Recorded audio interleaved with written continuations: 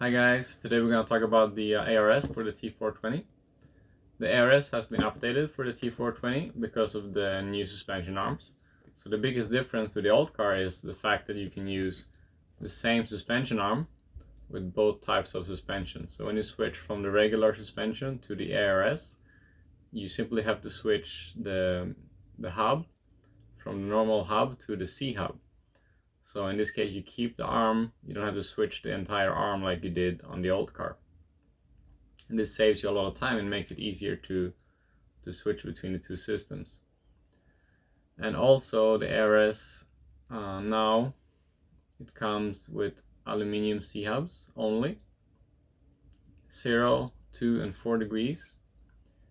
On my car here I got the 2 degrees C-hub mounted.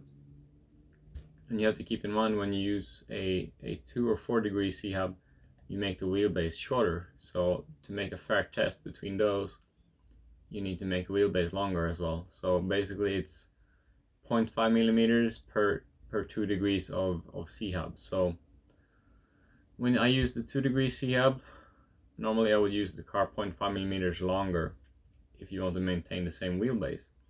But there's also benefits of using a shorter wheelbase. And also you have to keep in mind that when you use the 2 degree C-hub or the 4 degree, you move this point downwards, so you actually change the way the toe changes, the toe gain or the toe loss in this case. So it influences the toe loss, the toe gain, and the wheelbase. The biggest benefit of having the same suspension arm with both systems is that you maintain the same geometry. So let's say you just switch between the two systems.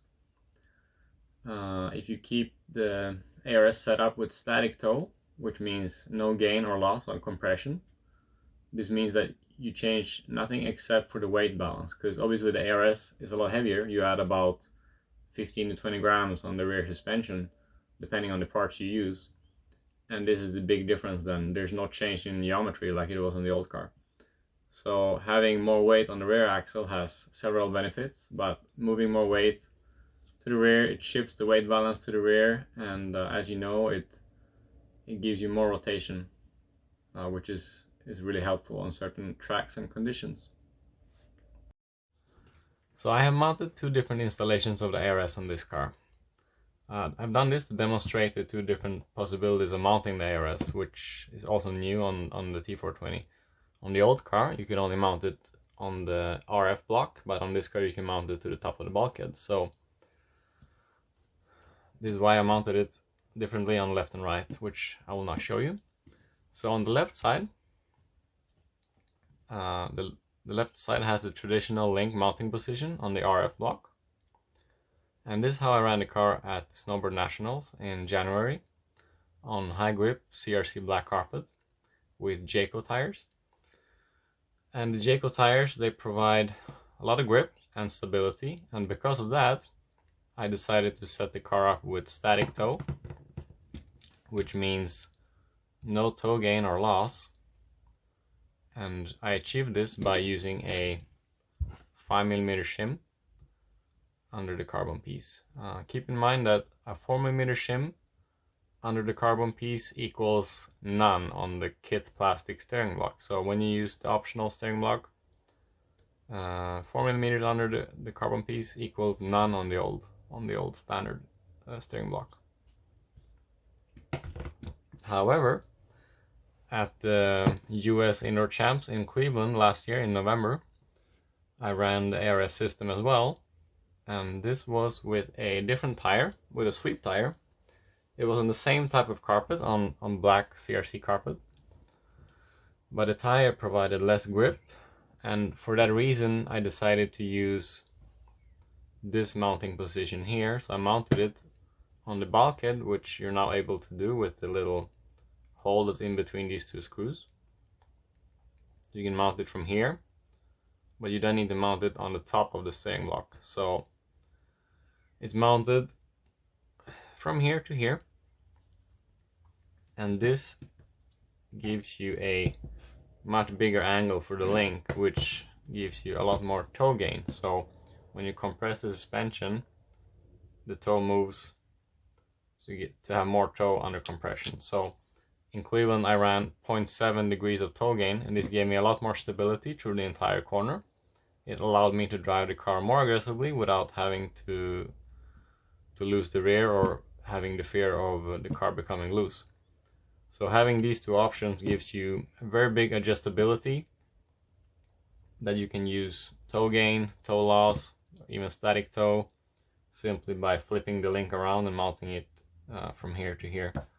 To make it easier, without having to disassemble everything, you should just mount the ball stud into the bulkhead and keep it in the bulkhead at all times. That way you can just pop off the link and mount it either to the bottom or the top, and you don't have to disassemble the car to mount this ball stud here. So my tip is, when you build a car, remember to put the ball stud in there immediately. So to demonstrate the difference in detail between the two options of setting up the ARS, which I just explained, I'm going to show you how it works on the gauges. So in this case I have 2.5 degrees of static toe on each side, which you can see here is 2.5 degrees. When I compress the suspension to the bottom, it gains to 0.7 degrees, so around 3.2 degrees on the gauge. However, on the other side it's 2.5 static as well. And when I compress it, it doesn't move, it stays static at 2.5. So that's the difference between the left side ARS setup and the right side. So as you can see, this gives you a lot of adjustability, and you can use this to fine-tune your setup for many different tracks depending on the track condition and the way your car is handling. So utilize this opportunity and play around with it. So I also received a lot of questions about the aluminium steering block, the new optional steering block, which has a carbon piece hanging off it. So it's actually a two-piece steering block, and the main benefit of using this is that it just seemed to make the car handle more consistent, because obviously it's a lot less flexible than the kit plastic steering block. And the ARS actually is very sensitive to the flex of all these parts, so depending on what parts you use, it will affect the handling. And I had really good success with the aluminium steering block because it made the car much more predictable. You can also use this steering block on the front of the car, and when we used it on the front, we felt that it gave us more initial steering and made the car sharper. It turned in hotter, but it made it a little bit less forgiving to drive. So I can really recommend it for example, high grip carpet and such. It's a really good option and something that is going to have a lot of potential for the future. As always, thank you for watching, and I hope that you liked the content of my video, and ask me any questions if you have any. I'm here to answer them.